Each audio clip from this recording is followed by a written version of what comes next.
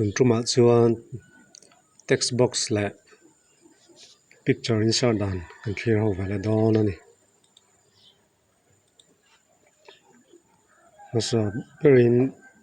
text box man dan kan en masa ber dawn ani text box mang tur chuan in masa berin insert kan kalanga insert a he tilaya text box te hin kan click anga chuan hrang ta hian draw text box a hin kan lut anga chuan cross angin lo ta hi kan du na lai kanin kan click anga kan hold anga kan du chen kan pot anga kan mong tok kha chuan kan thlanga hemi text box chuang ah hianin kan du kha kan thu thei ta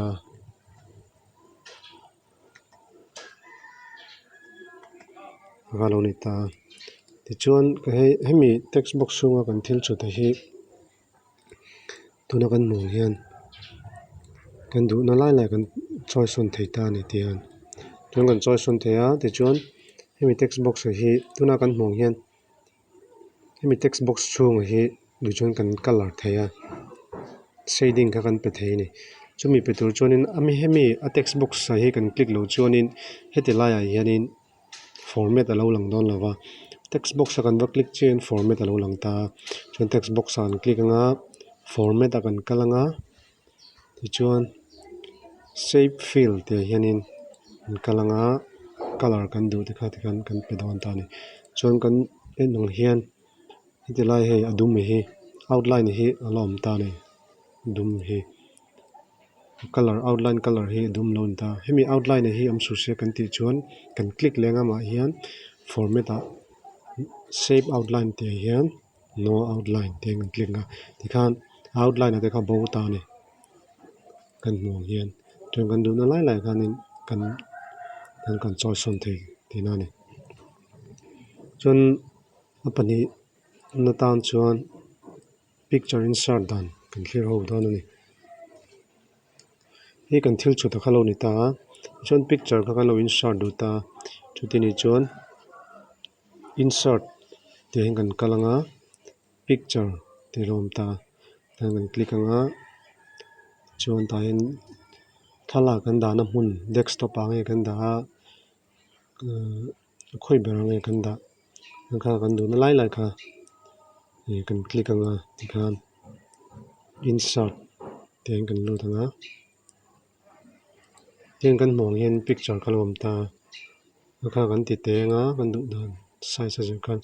chuan picture kan lak lo hian kan du na hmun hian kan choi te ri lo ta ni kan du na lai taka kan da thei lo a chumi da thei tur chuan right click in wrap text te hianin chi hrang om ta hian in front of text kan ti chuan in text ho zong kha a hlia vek dawn ti na ni ti hian behind text kan ti chuan in text te kha text nunga khan an om dawn ti na ni kan thalak lak lo kha tia khatiar wrap text a kan lu to khan kan lu to nu kha chuan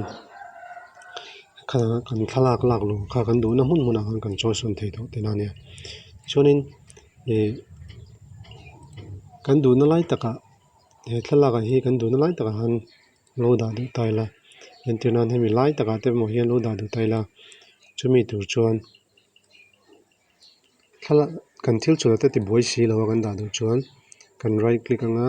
wrap text a khan type te hin kan da lo ni type ti khan kan thil chula te khati boi mi si lo khanin hlia mi si lo khanin kan thalaka kha kan du na hmun han kan da thei tin ani ti hian chuan he thalak kan da na frame hi po hi du thlan thei ta frame hi form ama thalaka kan click che hen format te lai hin lo lang le dona kan click che la format ti lo lang ta ti khan frame kha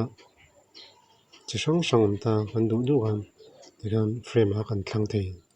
ti na ni ti khian thalaka kha picture insert dan chune kan soi to tang khan picture kan lak lu khan wrap text kan kal lo chuanin kan du na hmun an kan choice on thei lawa chumi choice on thei tur chun wrap text a kan lut anga in front of text te behind text te type ti te kata khanin set zel tur ani le tun tum tan chuan kan duh tawk le report dawn ani